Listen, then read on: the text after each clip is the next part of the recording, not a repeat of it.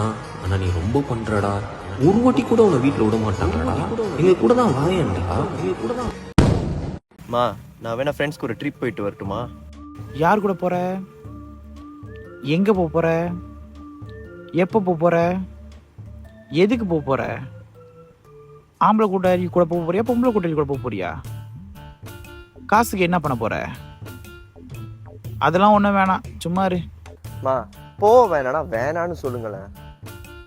நான் உன்னை போக வேணாம்லாம் சொல்ல மாட்டேன்யா. நீ போயிட்டு வா.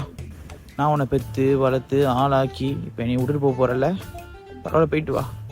அண்ணனை பாரு, இனி விட்டு ஒரு நிமிஷம் இருக்க மாட்டான்.